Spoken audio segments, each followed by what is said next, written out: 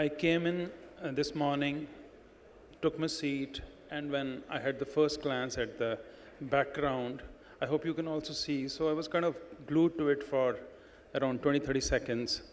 So I saw a pure brick and mortar wall going in the background and coming out bright and shining, EdTech written on that.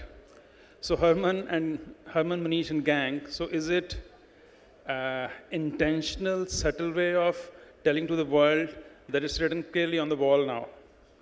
Or is it just my unique brilliance of seeing things in a different way? So wow. So is it intentional or what? No comments. Okay, okay. Okay, so starting the session, first of all, good morning and welcome everyone. So the session is Riding the Change, Challenges and Opportunities for Online ESPs.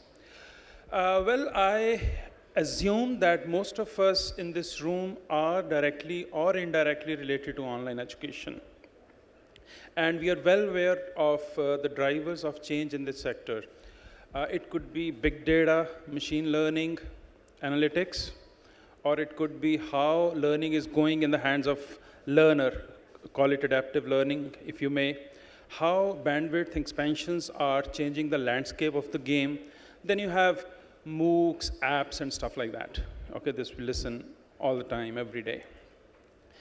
And on top of everything else, these days when we see the overlap of education, social, and gamification, you know, we stop for a moment and think, oh, is it getting too exciting, or is it a little confusing also? The other day, I heard an interesting conversation between my wife and my 15-year-old son. So my wife is yelling at my son, do whatever, concentrate on whatever you like, but no WhatsApp, no Facebook. And pat comes the reply, Mom, you're old-fashioned. You know what Zuckerberg's mom tells him every morning, just concentrate on Facebook and WhatsApp, nothing else. So starting the session, I'll keep shuttling, so not necessarily in any sequence, because now I have a fair idea about where all of us come from, so what the backgrounds are. The first one is for Vikalp. Vikalp, we have been reading a lot about how MOOCs, apps, social media are defining the online education landscape. So what, according to you, are two major drivers of shift to online education from conventional education today? All right, so I think we are talking about what are the two factors which are going to kind of cause the shift from conventional to this thing, right? Yeah. So I think, according to me, there are two critical things happening right now. The first one is, we are at a point where, like as Vin mentioned, like I have a 4-year-old daughter. So the way she learns now is completely different from way my 14-year-old daughter learned or way all of us learned, right? She learns all of her numbering and all of those things on iPad or on a mobile phone, right? So the traditional way of education is not going to satisfy their needs. They are going to demand more. They are going to demand different things, right? So that's the first thing I think, that it's not, traditional way of education is not going to be good enough for these kids, right, when they grow up. The second thing which is happening right now is, over last 5 to 10 years, technology has evolved, right? Technology has caused a big shift. We've got this machine learning, we've got this adaptive learning, we've got this virtual reality now. And these things are merging, and we are at such a critical phase now, or at such a, I would say, good phase of time now, where these things are merging, right? And on one side, there's a generation coming up which demands different things, and then on the other side, we have this technology which is ready to satisfy these demands. So I think these are the two critical things which will cause a big shift from the conventional education to, you know, the online thing. Brilliant. So Aditi, what are your comments on that?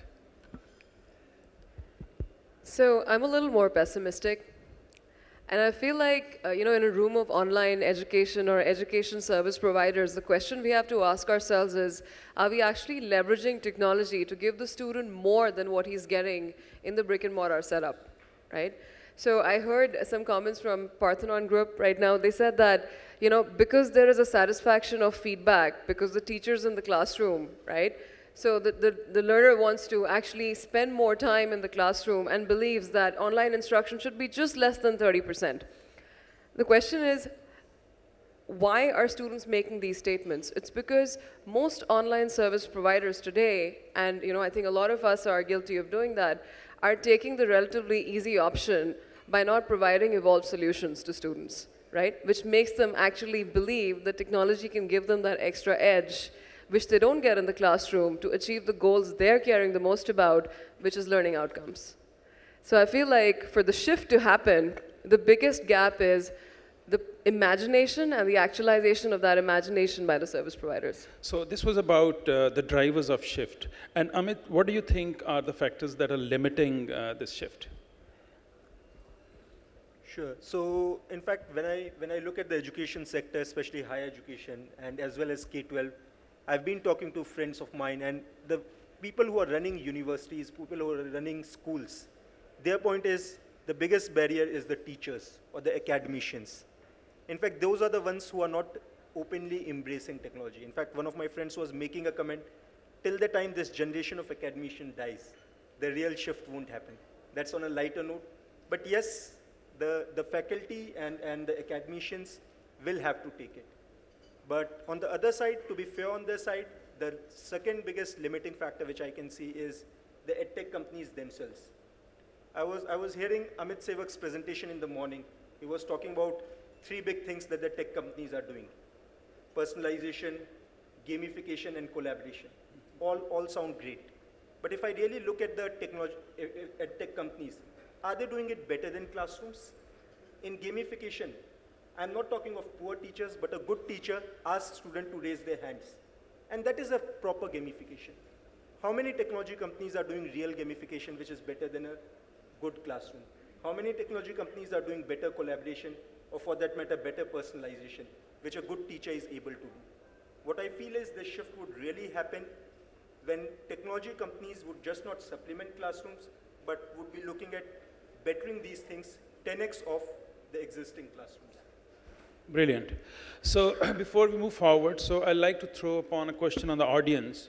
So what do you think? Are we too early, too late, or just in time for online education? So anyone from any quarter. For online education, are we too early, too late, or this is the right time? Yes, sir.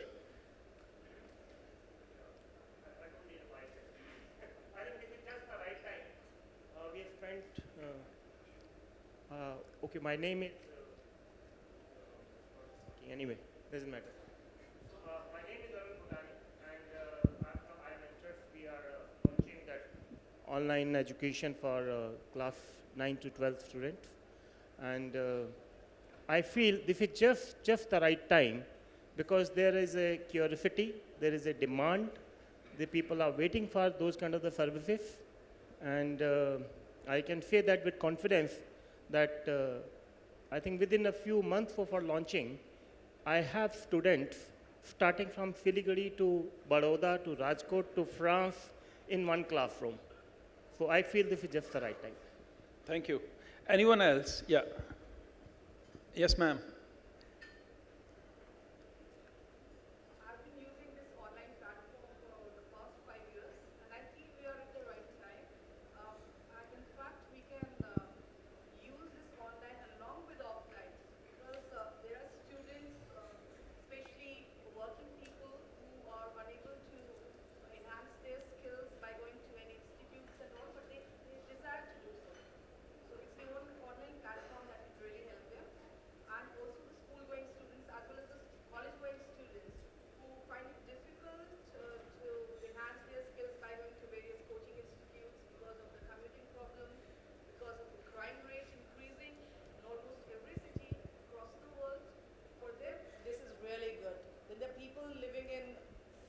Places, like I've had students, soldiers somewhere from Siberia and Russia. Imagine, like they cannot go out anywhere to improve their English. I'm an English teacher.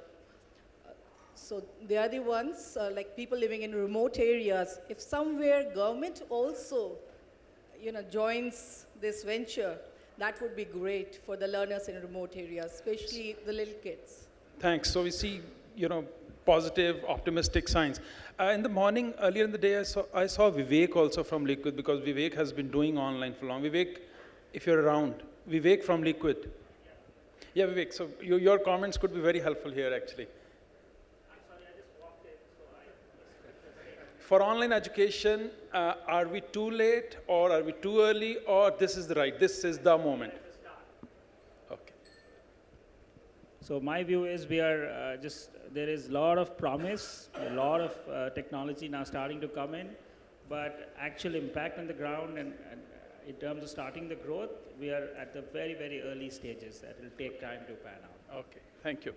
So I bring this question back to Amit or Aakash, whoever chooses to answer this question. What are your views on this? I believe the shift, as most of the people are saying, would happen in any industry when all the stakeholders are ready. Most of the edtech work right now is happening around the student. I think we need to really go back to the fundamental question: why was edtech brought in? Was it brought in to increase the reach of content delivery? Was it brought in to enable the teachers to do better and faster in the less time? Or was it to ensure that the first school, which is home, has the right kind of mechanism to monitor the progress of the student? Because I believe that plays a very important role in acceptance of any education across the world. So if these three stakeholders are ready, I think this is the right time. And in Incobus, we say this is the right time because people had the credit card, there was a logistic, there was an innovative product, and the all dots connected and it started to fly off. But in education, why it is lagging behind is because we tend to work on one stakeholder, most obviously on the student, but we really need to work on the teacher and the parent, who are the decision maker at this level. I can tell from my industry experiences only. I think the real shift would happen only at that time when all these stakeholders are ready to accept the technology as the right medium. Till then, I think there is some time. And also, Aakash, you entered this line many years back. So what were some of the formidable challenges then, which in retrospection look, oh, that was silly of me to think like that, or it was inevitable? And what could be the challenges of future if you see things from now into the future? There are certain things which haven't changed. The problems of teachers are still the same. But I think things around running the organization have changed a lot. Technology earlier used to be just a computer doing the data entry or writing test papers, but I think it's gone way beyond it. I think today we are one of the only company in India who's gone ahead and invested millions of dollars in implementing solutions like ERP, which is not thought of in the coaching industry, offering delivery mechanisms with tablet, e-learning, live tutoring, mobile apps, apart from the brick and mortar coaching. So a lot has changed, which used to be a challenge, how we will ensure delivery across the borders of our founding center. I think those challenges are not there. Communication is way more fluid. So that has resulted in a faster growth of the business. But there are challenges which are coming up because the expectations have gone up. There's more expectations. People want to achieve higher things at a lesser time with lesser effort. So we have to module our programs and handle those challenges. And I see that growing every day. Thanks. So Aditi, the next question is for you. So we see the shift from PC to mobile and mobile to wearables. We read that Google is trying to work with Levi's for smart clothes. With such radical shifts and some seemingly unconnectable fields overlapping on one another. So what do you think happening in future as far as education goes, in journal or in content within that or anything? So, I your can tell take you on what's my dream and what we're building at Imbibe. Yeah. So I hope that, in the not too distant future, so like a couple of years from now, a teacher should be able to walk into a classroom, speaking of working with teachers, and I think that change management is an often ignored, a problem to, address with adoption. If we just make something pretty, it doesn't mean that people are going to come and use it, right? I hope that, if you see classrooms which have 1,000 students, like in cities like Kanpur, there are some coaching institutes, that a teacher should be able to walk into the classroom with a Google Glass-like device, maybe the glasses you're wearing right now, I see you've got an Apple smartwatch on as well, and you just switch on like a button, and when you look at the kid, you're like, hey buddy, I know you didn't do these 5 math problems last night, and by the way, the 6th problem that you did, you just, rushed through it, and it was a careless mistake. So make sure that you do your homework right. And what that will do is introduce the intimacy between the student and the teacher, reintroduce that into the classroom. Because I don't think the gap is content delivery. I think the gap is personalization and information at the right time and place, so that the age of the intelligent teacher and the intimate teacher-student relationship comes back, right? So that's what I feel, that wearables can do a lot. I think advanced tech and, as the gentleman to my right mentioned, the right use of the advanced tech and, honest use of advanced tech can make a big difference. Pulkit, what do you think about this? Yeah, so we're talking a lot about technology here. So as Aditi rightly mentioned, I believe till the time the 3 problems of the richness, the reach, and the results is not solved by technology, then, see, what's the whole point of using technology? There are classes already, there are schools already, there are coaching centers already, everything is running fine. So till the time we better something using technology, no adoption, nothing will happen. So I'll also pick it up from there that, is the time right? Time is always right. If somebody proves the time is right? If somebody comes up with the right model and execute things in a way that really adds value to the user. So in fact, technology today also it's out there, it's enough to do magic with the learning outcomes. If we use it judiciously and rightly with the right model, it will require a lot of iteration. In education, it's not about an idea.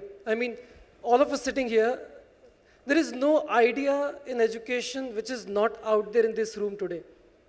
But will we be able to execute it in a way that adds value remains a big challenge in my opinion, not the technology. Yeah, we can imagine, think about this, with 3D and the virtual reality coming in, imagine in future, in my room as a student, there will be a virtual teacher standing in front of me, and I and teacher both collaborating or using maybe a 3D model in the air with our hands and learning, teaching.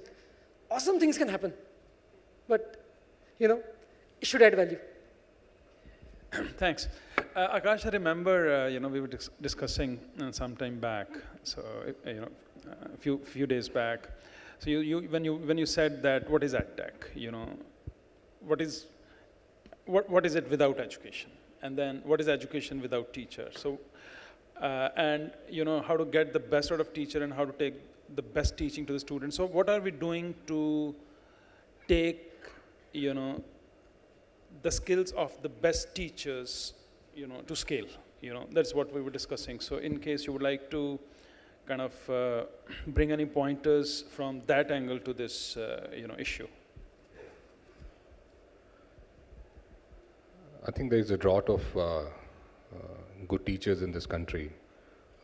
Today, this country stands at about average age of about 29 to 30 years. It's a known fact. And as we go along, 5 years hence, the average is going to come down to about 23 to 24 years. Just hypothetically, half of the population is rearing young, but sadly won't be educated enough, won't have the right kind of jobs, would have a completely different kind of exposure out there, a complete, recipe for a disaster. The biggest resource we have in this country, the population, would probably become the civil weapon against us. So the only thing which can change this is the right kind of motivation within all organizations, including education, to have a lot of focus on the teachers. I think that's the entity which has not really developed the way it should have. I think things around the teachers have developed, but technology which can enhance the capabilities of the teacher to deliver more, reach out to more in a right manner, which is controlled, measured, monitored, and actually accountable. I think this is the area. I mean, if we are able to devise technologies to enable teachers do a better job, I think this will result in having more and more young population being more educated than the result we are expecting in the next 5 years. So this is where we are trying to do a lot of work. I think a lot of our sales revenue go into training people in making them better teachers, and we have actually almost stopped picking teachers from outside the market. We believe in bringing the young talent, nourishing them for about 12 months, and not only the academic part, but right from the way they talk to the student, the kind of spiritual uphealing they have, the kind of interaction they should have in technology. I think all aspects need to be taken care of, and I think most of the companies and most of the careers around the world end up then become teachers. End of the day, you're out there giving gyan of the learnings you have in your life. So why not start right now and make a difference? So I think that should be the objective of education technology, make a difference with all kinds of stakeholders. Yeah, that's really relevant. Coming back to the audience, so how many of us here have taken some kind of MOOC or some kind of online learning so far? If we enrolled, so around, oh yeah, that's quite. So around 20%. Okay, a couple of questions because that may help us actually when we move forward. So how many of you think that it is very difficult to stay disciplined enough to sail through to the end in the program you enrolled in?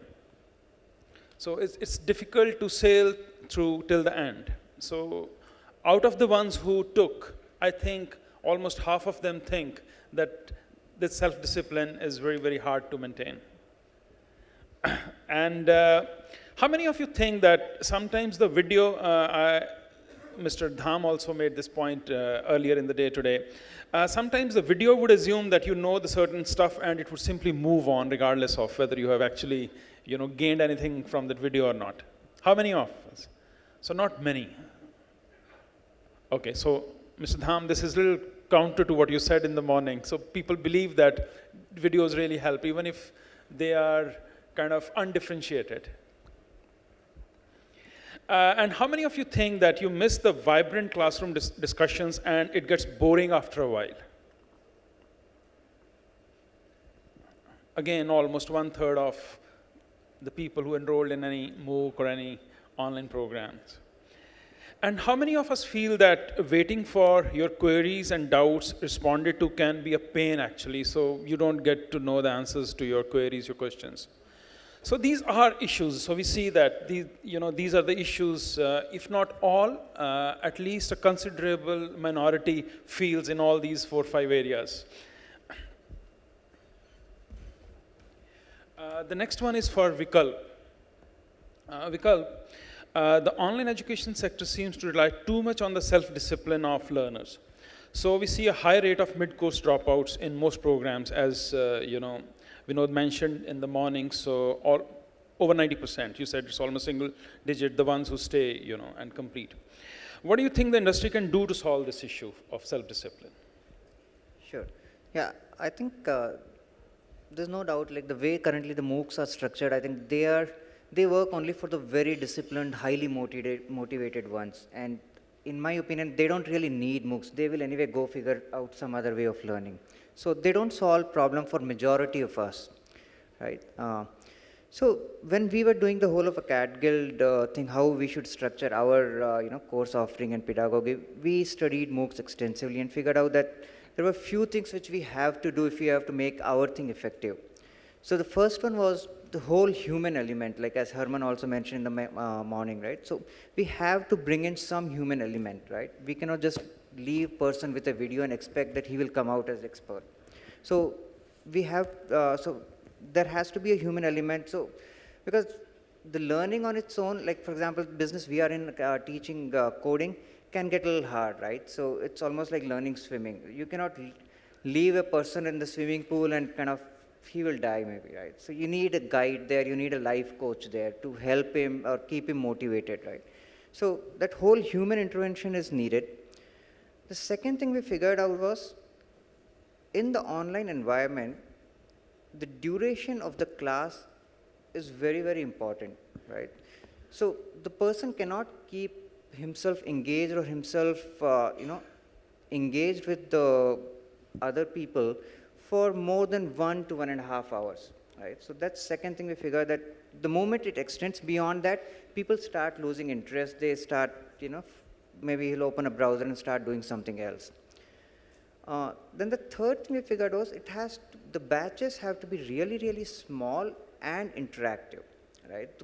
It has to be almost like a class where beginning of the class, just like I think she mentioned that the teacher need to kind of walk in there and ask, okay, show me the assignment that you did, let me review your code and figure out, So it's like a group review along with 5 other people. You go and review, okay, let's see, what this gentleman did, right? So if we combine these 3-4 things, I think we get pretty close to how, the interactive thing works in the offline world. And Amit, since you always say that you're doing something which doesn't replace teachers, rather it supplements teaching. So what's your take on this? So in fact, just as a background, we do lecture capture, which is recording classroom videos and distributing it to students. So in fact, what we have learned over the years is videos by nature are dry and boring. And those are some of the reasons why there's a high dropout in MOOCs. In fact, I've seen from my personal experience, one of my professors from IIT Delhi, he was a rock star in applied mechanics. When I was watching his NPTEL video, he was sitting in front of a camera, speaking something. He was not even 1/4 of what he was actually in the classroom. Teachers by nature are not actors. So we have taken a model and replicated it to the education sector, which clearly is not working. So one of the things, apart from self-discipline, what companies and things need to evolve is, how do these videos are actually suited for classroom environment? How are they made more engaging? How do you build in intelligence or gamification into it so that both students enjoy it and as well as teachers are not restricted? Teachers are free to teach in the manner that they have been teaching. And those are some of the things that we are working upon. Okay, great. Pulkit, we hear adaptive learning all the time these days. So the kind of attention this is gathering, what challenges do you see in making online learning truly adaptive? Although you are in online tutoring, I don't know how much effort goes behind it to make it adaptive as well. Of course, you would be doing that, so we'd like to know your comments on that. So I'll give you a brief background before I start. So I've been a teacher myself. I've taught for more than 4 or 5 years, taught more than 10,000 kids. And the problem that I faced in a classroom environment was that, it is not a personalized environment. So I'm teaching 60 kids. It's just not justified to assume that everybody comes with the same background, learns at the same pace, or has the same ability. I have a curriculum to complete, I'll complete it, right? So it's one size fits all model, and same is true for all the MOOCs and everything. It's one sequence of videos. And you're expecting 1 million users to learn from the same sequence of videos. How lame is that? So there comes the personalization bit. How do we do that? Adaptive technologies are one way to make learning more personalized. So in my opinion, till the time technology is not like super ready to do that, we thought that the teachers themselves are the best agents to make learning more personalized, if they continuously teach a kid for a considerable amount of time. And that is exactly what we replicated. Today, what we do at Vedantu is, it's a marketplace of teachers. And on the other side, there are students who search and select teachers and learn in a very personalized way with them in a live one-to-one online teaching and learning environment. So I think that human element is required to make learning more personalized. Of course, going ahead, and I think a lot of parallel efforts are happening on the data and the machine learning side, which can enable teachers to get the right content at the right time with the right purpose and context to the student I think that will help a lot. Okay, a little departure from what he's saying. Aditi, a question is for you. So what role, in adaptive learning, what role is data science playing, or is it really overhyped? So I'll give you some data from last year, all right? So what we do is that we capture the entire data stream of consumption of a student when he comes to our platform. So let's say he attempts a question, he unchecks the box, hovers the mouse somewhere, goes here, checks the timer, unhides it, looks at the solution, goes ahead. And we, by the way, our first content segment that we address is IIT JEE and medical entrance. The reason why we picked that up was because we'd taken up the challenge of creating virtual learning outcomes with no physical intervention, only using data science, personalization, and recommendations, right? So what the data showed us is that we were able to pick up some pretty interesting insights to make it very simple. I'll give you an example. The topper of Bangalore, is a student called Advait Sridhar, who went to this institute called BASE, okay? And this gentleman spent 41 minutes on questions he did not actually answer in the exam, but he was just trying to attempt. Out of 3 hours. It's a very simple, practical notion, not even advanced data, right? So just by reducing that by 20 minutes, his score went up by 15 marks. He joined Imbibe at 246. His JEE main score was 319. And the exposure was only all of about 45 days to Imbibe's system and about 10 tests taken. So what we've seen across about 40,000 tests is that scores can improve by 23% in just one paper. And I think that this all goes back to the fact that students are ready to consume because the digital generation understands what's being dished out to them. In fact, we felt that some of the graphs we were putting out were too complex, but kids came back and told us 5 different interpretations they had found in those graphs, which we had not realized, right? So I feel like, given that the evolutionary tree is taking us towards padded thumbs and forefingers, right? This generation wants to consume, and I think it's up to us to rise to the challenge to take newer techniques on machine learning and data science and whatever, and actually take that problem head on. I feel like some of us experience a skill and a talent shortage because of which we're not able to solve some of these problems in-house in India. And I feel like if you really try hard, there are amazing people who are being invited to consultant panels even in the Valley, and they're more than willing to get up and collaborate. IIIT Hyderabad is one such institution where you can actually get a lot of help. And if you ever want to talk about data, Imbibe is always there. So. Okay. Aakash, taking further from the previous point, so as you said, you cared so much about scaling good teacher and good teaching. So you do offline also, and you've been doing online also. So how is your company taking care of the problem of asynchronous feedback? I think that's a real challenge if you talk about online and scale. Synchronous feedback is something which people want, because of the years of classroom experience. Recently, we took advantage of WizIQ platform and started a new online tutoring, and the amount of engagement we were hoping was about 50%. I said, okay, if 100 kids enroll, probably 50 would come online. And then to our surprise, it was 95%. And then, it was a data which we were not able to digest, and we started calling those kids that what's happening. And they say, my mother sits behind me, when the lecture is going on. So I have to be there. So then he said, okay, that's fine. So what about the doubt clearing, if you're stuck somewhere? So then we added a lot of teaching assistants who would scan through the comments which are going in from the students. So I would not say that we are able to solve this problem, or it's easy to solve this asynchronous feedback problem, but if we can put a whole structure around it, we can give a good attempt to it, I think we can reduce the problem, not totally take them out. For example, video lectures, when they came into fashion, I'm talking because video lectures been around for a very long time, but they did address a problem of non-availability of content, which was a real problem. So when I talk to kids, they said, if there is a classroom, I'll study, I don't want to go through this video. I said, why? Without this, you're at 0. Probably with this, you're at 40. It's better than 0. Why don't you take an attempt? So I think it's an evolution which is going on right now of the interaction of kids, the aspirants with technology. And it will take time. Asynchronous feedback is a challenge. We are trying all kinds of methods, human interventions, taking help of technology, data to see who's doing what, and do a right and timely intervention. It's a challenge. We are up for it. Aakash, you're doing both classroom and online, so I'm not sure whether you maintain one P&L or different P&Ls for both, but you must be having numbers, separately for classroom and online.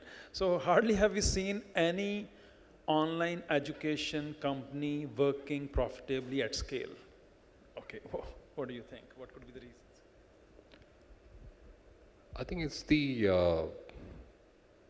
I can talk about the industry where we belong. The students we deal with, they are at an age where they are in class 8, 9, 10th, 11th, 12th. And these classes don't repeat, right? You can't say that, okay, let me take a break and I'll do it next year, my board. It has to happen. So the affinity of the student and the parent, who are the stakeholders, is very, very high in terms of doing it right now, and let's go for the best, and for them, best is safe. That's the mindset most of the people in India have. So they equate best equivalent to safe. And what is safe? Classroom. What is safe? A known name. So this is, I think, helping us get that extra premium, which most of the new players in the industry are struggling with. They might have big numbers, but when they go to charging a premium on that product and the innovation they've done, I think there is a struggle. A lot of that has to got to do with the brand association and the mindset which the parents and the students have. I'm not saying it's going to stay on. Slowly these people are making a brand, and that brand is being built by the output that is coming out from the teaching methodologies implemented by the tech companies. I think it's a matter of time, and they should be able to bridge that gap, and probably will come down on the pricing. Yeah, thanks. I have a couple of questions now. So 3, 4 questions before we again go to the structured way of going about it. So anyone can pick up depending upon the choice preference. So online business models have become synonymous with freebies and discount. In general, I'm not speaking about online. So now when it comes to online, so what do you think? So what kind of perception is it creating for online education also? Anyone? So I have an interesting one here, okay?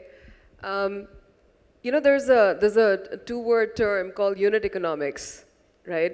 Which really matters. At the end of the day, if you think about, let's say valuation progressions, because this is what it boils down to, right? What business model works, like which startup is worth how much eventually, right? And generally, what revenue access works. So we started with physical seminars. So for example, to monetize, right? Because we wanted to be in person and selling in person. And we actually had a staggering 41% conversion rate at a $200 price point, all right? And this was with no brand, Aakash, right? That's when it started, because we just sold the concept of information. Our problem was access to students. Then we said, you know what, let's do away with the teachers, right? Because they're going to prevent access to students, and let's do it through a call center. We did a call center, we dropped the price point, because I met this person, who was on the board of Coursera, and he said, are you trying to create a revolution or a niche profitable business? I said, a revolution, and Herman agreed, right? So then we said, all right, $15, let's see what happens. 40% conversion rate over the phone. But then I realized that we wanted to be a business that actually, focuses on data analytics and the information around consumption of the content. So we said, forget that. We shut down the call center at a time when a contemporary of ours added 100 people to their call center. And we said, if the unit economics is not working out, this is not the right way to make money. So one thing that is to be very clear to all investors, everybody around EdTech, is this is a business you have to go long on. You cannot expect to make a quick buck, run monetization. And I think at the end of the day, the guy who goes laughing all the way to the bank, besides the traditional players, is going to be the person that offers the most value to the student, and the discussion has to shift to that. Right? It cannot be about enrollments, it cannot be about any input variable, it has to be about what have you done in 1 year of an academic cycle. So I'll put it this way, let's forget about online. There hasn't been any offline business in education, even a single teacher's tuition house that hasn't been profitable, right? So, and people have charged huge amount of premiums if they have set up a brand of delivering value in offline setup. So I don't see any problem in online education also making money, if not today, tomorrow, if they create value. People will pay if they get value. The problem is that today none of the models that are existing have actually created that level of value that has shifted the behavior of the students from offline to online. The day it happens, I think we won't be talking about these problems. Today, yes, it is true. We hardly see any billion-dollar company in education, though we talk about a $100 billion plus education market. So the problem, I think, as Aditi rightly mentioned, is the value creation. Okay, my next question is about content. So you wanted to add something? I just wanted to share my experience on that. I think the value part and this thing. So I think it's very right, like from the question, exact question you asked, that the word online, when people hear online education and the moment they hear online, the first question our sales team hears from the customer is, oh, online, free hai kya? So do I have to pay, right? Now, but the moment you tell them, yeah, it's online, but somebody from Oracle is going to teach you actually Android, then the discussion shifts, okay, how much do I need to pay? So I think, again, the point is very right. We have to add value. It just cannot be an online. We have to provide the value. Student has to see value in what is being provided. If it's just going to be a run-of-the-mill video which is available on YouTube or anybody else, no, they don't want to pay. But if there is an expertise being added on top of that, yes. So now coming to expertise, so I can relate to my next point. Curated, that is editorial content or algorithmic content, because if you speak of curated content, so then we cannot think of scale for a long period of time. And when it is algorithmic, the challenge is in that. So anyone, so curated or algorithmic content? So I'll put it this way. So I'll take the example of my childhood when I was studying. So there was a book called Resnick Halliday, which I just used to love. I mean, I was among those ones who fortunately loved a book. So, but when I started studying, I realized that some context needs to be set. बहुत कुछ दे रखा है यार उसके अंदर, तो सब थोड़ी ना पढ़ना है. So then I found a few friends who helped me fine tune what you should focus more on, what less on. Eventually, I moved from that to HC Verma, which is further concise, and for that particular purpose of mine to clear that examination was better suited. And from there, I shifted to class notes. So, we are talking about human creation here, human curation, sorry. So, yes, the algorithms will work, but if we can create a collaborative environment where, people, both teachers and students themselves can help each other identify their purpose and help them curate the most contextual content for a particular purpose, I think that should work at scale. Okay. Okay, next is about marketing. So mass marketing or calibrated marketing, because sometimes when we have too much money at hand, so we run n number of campaigns, and if one or two campaigns, wrong campaigns, go out in the market at scale. So you know what happens when shit hits the fan. So, yeah. Anyone? So, I think there's one leading US-based edtech startup, okay, which is not a startup anymore, raised about $10 million and just could not grow after that, right? And I was talking to the founder, who happened to be a classmate, at U Chicago, and I asked him, I said, so what happened? And he said to me, listen, two things slammed us. I said, what? He says, first thing was churn. So churn is that a student enrolls and then they drop off, right? So you've got to keep spending money to acquire them. So the question is, how do you keep the student in the system? And then how do you keep the students coming back without really having to spend to acquire? So I feel like more than marked and calibrated marketing, right? you've got to really focus on organic traffic around your brand, all right? And organic traffic driven by strong content marketing, which makes you a destination, so you don't have to keep worrying about your cost per lead. Otherwise, this 55% cost is going to kill you, right? And I think the second thing is that, you know, we should not sort of undermine the importance of, you know, really going after, you know, digital marketing in a very disciplined way. Because if you look at social media today, and if you look at, you know, search engine marketing, you know, the search volumes are going to 200, 300, you know, 400% every year. And when they're growing to that level, you know, it's really a low-hanging fruit out there to start to generate some initial traffic. But eventually, it again goes back to the V for value thing that I've been touting since the beginning, because if you don't do a good job of getting the initial traffic to engage well, your direct traffic is going to take a hit.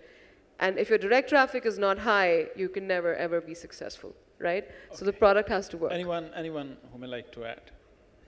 So we just have 8 more minutes, and we have to kind of, we have to take audience questions also after that, so yeah. So how we see education in India is education is a trust thing. It's a very serious thing, one of the most important decisions of life, especially if you look from the eyes of parents. And coming from that, what I've seen in my business is these marketing campaigns are there. They work to an extent, they get you a foot in the door, but it's not sufficient to get you actual user interest, actual users started using it. When I go, in fact, ours is a B2B model, when I go and pitch to a university or a school, they would be taking very small number of classrooms or very small pie. They'll be giving me a small pie, testing it. Once the students really see a value, once the students starts coming and telling to the principals or the teachers that yes, I see the value, that's the time that I see an upsell. In fact, in our company, we are seeing around 70% of the business is coming from repeat customers or through upsell. People who have taken small and are now taking big from us. So what we have learned over time is get the business model right. If that can offer value to students or your end users, and then start spending on marketing to get the foot in the door. Rest would follow. Okay, we haven't touched mobile, you know, so just, so what's your take on mobile only, mobile first, or no mobile in education?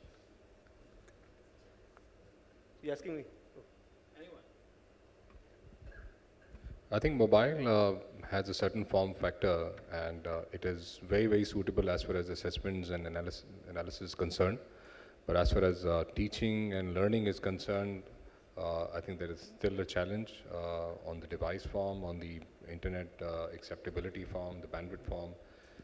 So if we move away, but I think it does gives us a lot of on-the-go data, which can really munch on that data, find out when the students are using, how they're performing, what is the right time to intervene into their learning process.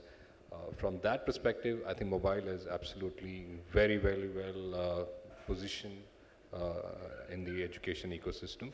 Beyond that, I think the biggest form size devices like tablets and laptops are coming in, and they're becoming very, very acceptable for the purpose of education amongst the student and the teaching community.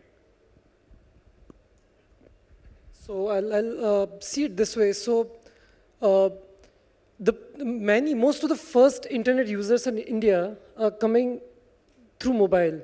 So definitely we just cannot neglect mobile strategy when we are building a business model in education.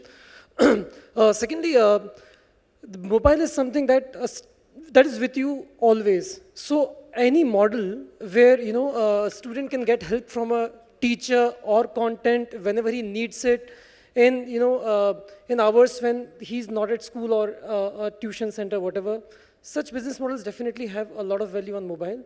And of course, internet penetration increase through mobile is one of the biggest factors that we cannot neglect it. Thanks. I think now we can take max 2 questions from the audience, and I'm sure you would have more questions that could be taken offline. Yeah. Yes, the gentleman there.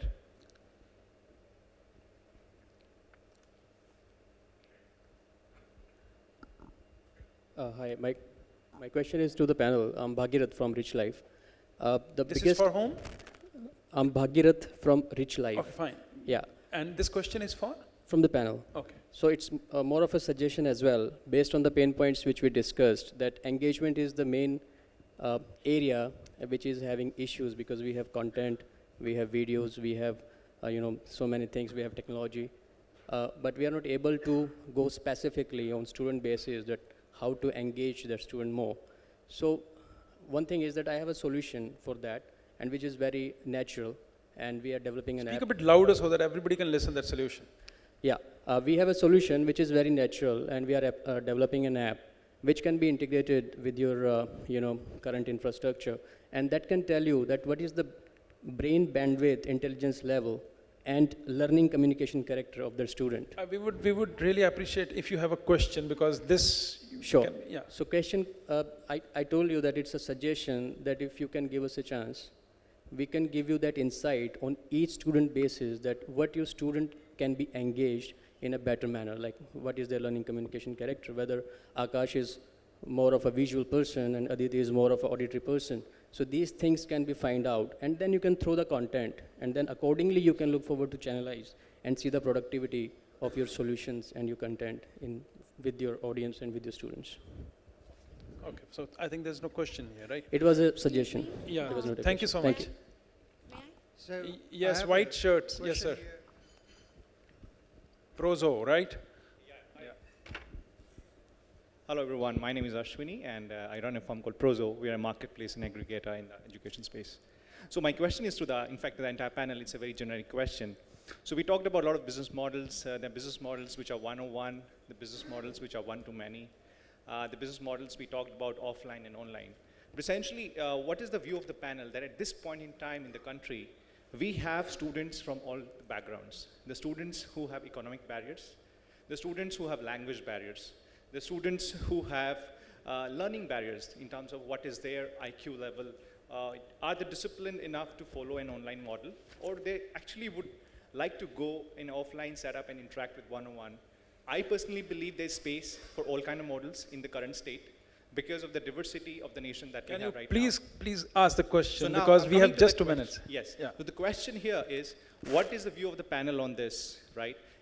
Are we trying to say that there's one size that fits all, or there's place for everyone? Everyone mentioned that adaptive is the way to go. So that clearly means one size definitely does not fit all. Correct. But any other question? Yes, yes. Ma'am. Yeah.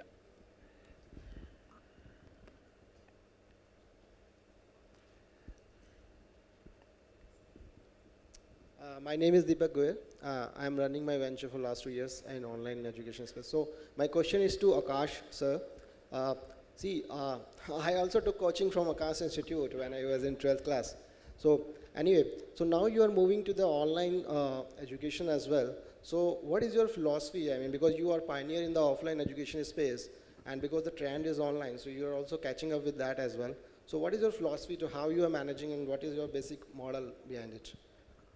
I think model very simple. The reason why we got onto online was to, was the belief that we have created some good content. That's what we believe, and we thought that it'll be wonderful if we can take that content to, the remotest corner of this country. And we thought online tutoring, video lectures is a very suitable model to do that, and we are just on a mission to achieve that. But if it comes to some preference, so what would be your preference 5 years down the line? What do you think that the online model would, outfit or leverage? Or? I think preference would be that going forward, but we see a lot of, we are personally putting a lot of emphasis on an integrated approach where technology is an enabler and teacher is at the back end to support the need and understand the need of the student and is able to do timely interventions wherever required with the help of analytics also. The teacher has to also do a lot of hard work to understand what is happening on the assessment, what is happening on the learning, and how he or she with her or own experience can intervene better. So I think it's going to be an integrated approach going forward for us. Thank you, sir. So in the interest of time, so we will have to take the other questions offline, so panelists are around. So I would like to sum it up as depending upon the inputs from panelists and all of you, that definitely we have challenges and at the same time opportunities also. And if we can slice them, you know, it's kind of business model challenges, it's technology and pedagogical challenges. As you know, that education is a late starter in technology, but the more often we meet on fora like these, maybe the sooner we can solve these challenges. Thank you so much.